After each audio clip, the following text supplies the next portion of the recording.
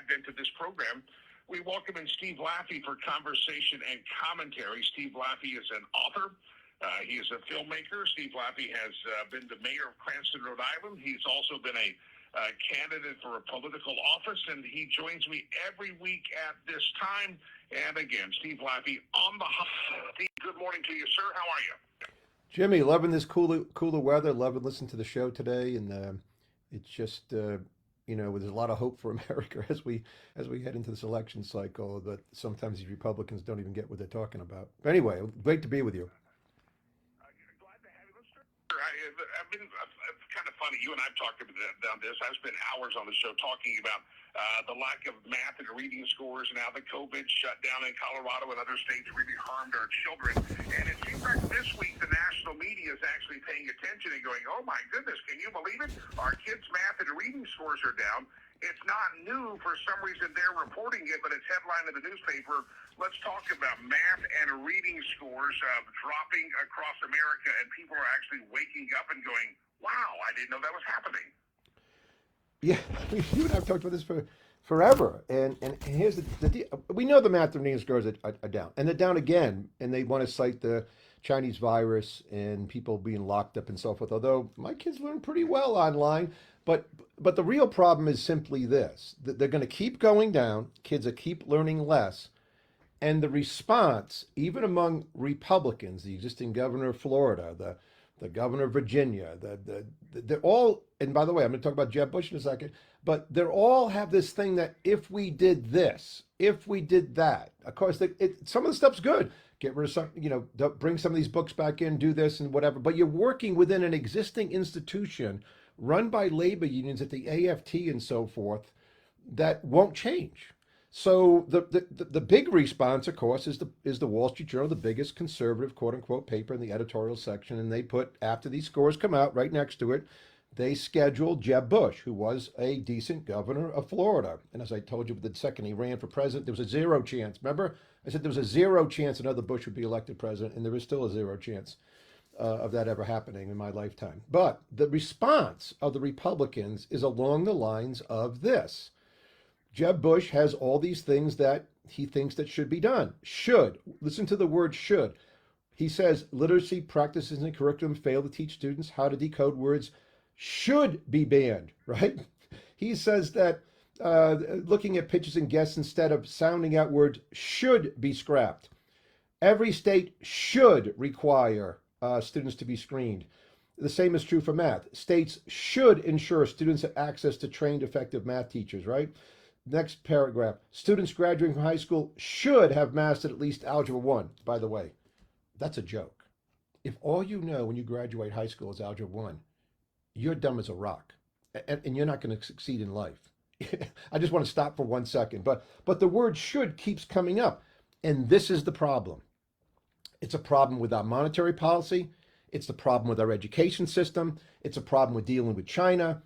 It's the problem of saying the status quo is okay, we'll work around it.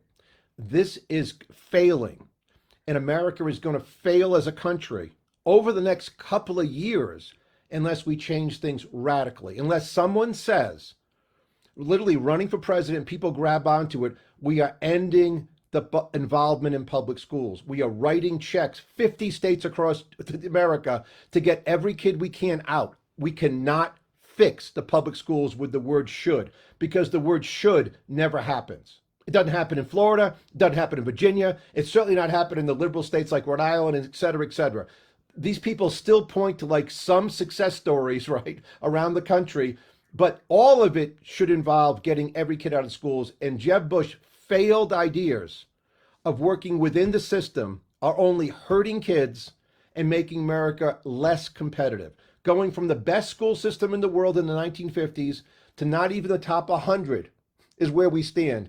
And that is the cycle of death, because these kids getting out the last 20 years are doing what? They can't make change in the store. You've watched them. They're hooked on porn on their phone. You've watched them, right? They're texting while they're driving. You've watched them, right? And they don't even know how to go to their parents and say, you screwed me out of Social Security, because they're involved in some woke agenda. This has to stop, and it has to stop now. And the Jeb Bushes of the world and all these other people need to start having a new idea, which is getting the kids out of the school system and closing the public schools over the next 10 years. The voice of Steve Laffey. By the way, website is SteveLaffey.com, SteveLaffey.com. Steve, let's go, as we call it, across the pond. Very interesting set of circumstances have happened since you had Liz Truss became the prime minister. She says, I will not quit. I will always fight. Then she quits and she doesn't fight. And she gives up her job after 44 days. The question becomes, sir, one of the problems was her economic or her fiscal policy. And they had the guy that used to run the Treasury in Great Britain that's now the prime minister over there. Give me your thoughts. I know you watch the not just the national monetary policy, but you also follow what's happening internationally. What are we watching happen in Great Britain? We're watching a scene that's about to come to all of Europe and then to America over the next 6 to 12 months. Listen very carefully, people. When Reagan, by the way, cut taxes, and Arthur Laffey was then doing something halfway normal, right? Because we had marginal rates of 70%, and then they did some deregulation and never got around to the budget. We could get away with it because the deficits were relatively small, okay? And we're the world's reserve currency. Fast forward, the modern monetary theory people keep talking for like 8 years. Our Fed, their Fed, the other Feds all print money. They don't see inflation. They say they can do it forever. In comes Truss. The debts, and by the way, the pensions of Great Britain have all been levered up because they have zero interest rates in their country also. So here comes this lady Truss, who in 1980 would have had a good idea. But in 2022, she decides to cut more taxes, and everybody wakes up and says, we're going to fail. The country's going to fail. We can never get enough money in the short term to pay for what might be longer term economic growth by going that strategy. In addition, the pensions now are going broke and they need time. So this strategy of just more tax cuts and then talking about deregulation, which doesn't really happen, and never getting to the spending problem is now officially over in the world. And you better pay attention, people looking out there at Great Britain. Great Britain's like the 10th largest economy in the world, was the world superpower, is now an also-ran. I love them to death. I've been there 50 times as far as being a world superpower. And they're a great ally of America. But that policy going forward is going to fail everywhere, in Europe and in America. We have a $63 trillion deficit in Social Security alone, and we had a presidential candidate win in 2016 who said he would never touch it. That's not happening again in 2024. Things are going to change radically in the next 2 years. The Crackup is actually here, and it's shown up by what happened in Great Britain. They had to get rid of it. The shortest serving prime minister in the history of a long, long country, right? An old country. We're not talking Saudi Arabia since 1945 with a monarchy. We're talking about Great Britain, 44 days out. And the new one has to say something different. But that doesn't mean it's going to be any better in 3 months in Great Britain. We're all cracking up over what we did and what we allowed our elected officials to do. And it happened in Great Britain. It's about to happen in Europe. And then it's going to happen in America if we don't change radically. Steve Laffey. Yes, his website, Steve Laffey, Laffey, SteveLaffey.com. Steve, you've been talking about the dangers of our interactions with the commie Chinese for many years on this program. Merrick Garland, the Department of Justice, came out on Monday, and they say, hey, look at us. Aren't you proud of us? We're going to indict 13 people who were unlawfully exerting influence over the United States, from the People's Republic of China and Huawei, the technology company. Give me your thoughts. Is America finally cracking down on the communist Chinese? Well, there's a couple of things to pull apart. One, so I actually watched the press conference, which I rarely do. I actually watched the press conference. I tape of it. And so in America, there are three different things that he goes after. This is, by the way, extremely left-wing attorney general, right? With a president who loves communist China, has done nothing about them, right? And his son has worked for the whole thing with the whole Biden administration. But so there's three different things he goes after. One, you've got Chinese nationals in our country, from China, in our country, going after people who live here, legally live here, right? And threatening them, telling them they have to come back to the country or they're going to kill or make disappear their relatives, right? So they charged 7 people with that. Now, there's probably 7,000 people doing this. They're all over America doing this, by the way. I don't know how many. I don't want to sound like something out of the 1950s, but there's not just 7 people doing this. It's happening all over the place. But they got 7 of them. They charged them, right? They charged 4 other people with in the U.S. to act on China's behalf. So they're in there doing illegal things, and that's not just 4 people. They just charged 4 people that they could find a way to charge them. And they charged 2 other people with interfering in a U.S. criminal prosecution of a global telecommunications company. Communist China is in America, and they're doing everything they can to threaten Chinese people, Chinese Americans, to espionage and steal our secrets, to break down anything they can about America or make it seem illegitimate. We worry about Russia doing this. Everybody in the U.S. government will tell you it's China. Now, the second part of the story is never does the conversation end with Marilyn Garland, and I'm not saying he as Attorney General, he would say this, but the conversation never ends no matter what. Z, with his 3rd term now, tells President Biden that he's going to basically wipe him off the face of the earth if he doesn't work out. Doesn't matter whether our head of the majority party leader goes to Taiwan and they send off whatever they do, surround it, do war games, go crazy, right? We've watched this now, and I've been speaking out about this publicly for 20 years at least, right? But this conversation never ends with, and we won't trade with them anymore. 2 million people could be in concentration camps, right?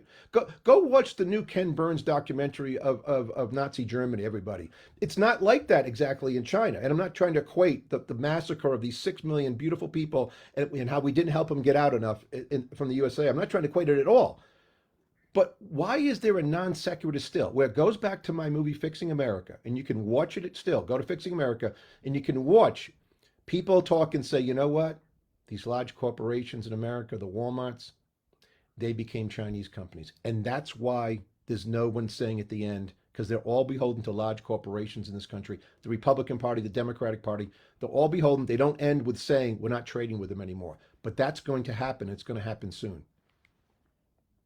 The voice of Steve Laffey. Steve, I'm sure you watch Xi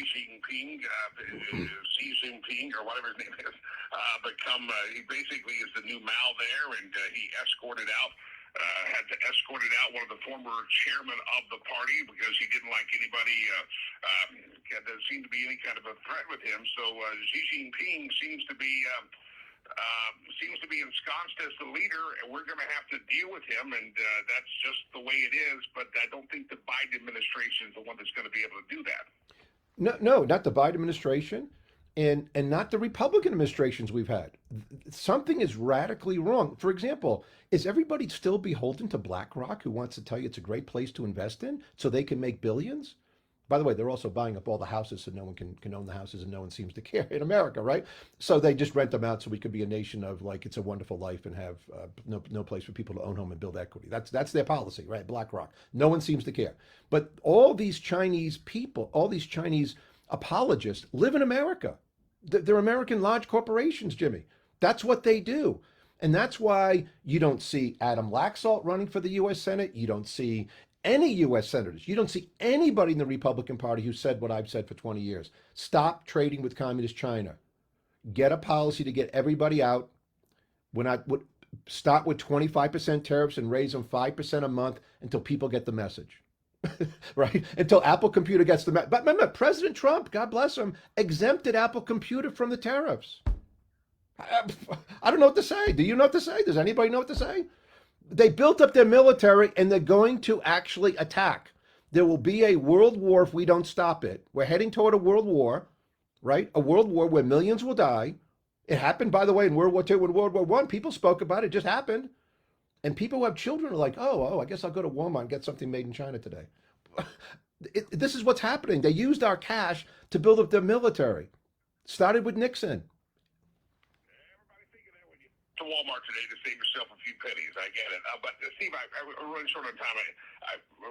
You and I talked about this off air. Remember those days in Congress just a couple of years ago when people said, we've got to stop producing our pharmaceuticals and our PPE over in China, and not a dang thing's ever happened to that. All these politicians just talk, they never solve the problem. And that's the lane they drive down. They drive down. It's the senator from South Carolina. He's still looking at 2016 to charge people. Tom Cotton wants to end production of the drugs in China. There's no bill, no passage of a bill. That's the talking lane. We need to go down another lane. The talking lane has to end because it's too critical. We're not going to get drugs for our elderly within a year and a half or 2 years now. It's going to end. It's going to be a crisis. It needs to stop now. They all got to be brought back to Puerto Rico at least. Not even North America. That's North America, but not even USA. These empty facilities in Puerto Rico need to be filled up, and then maybe the Puerto Ricans will go back there and live. Steve Laffey, always a pleasure. I'm out of time. Go, love you, buddy. In just about a couple of seconds. Love you, friend. Great guy. There has to be a new lane, and it needs to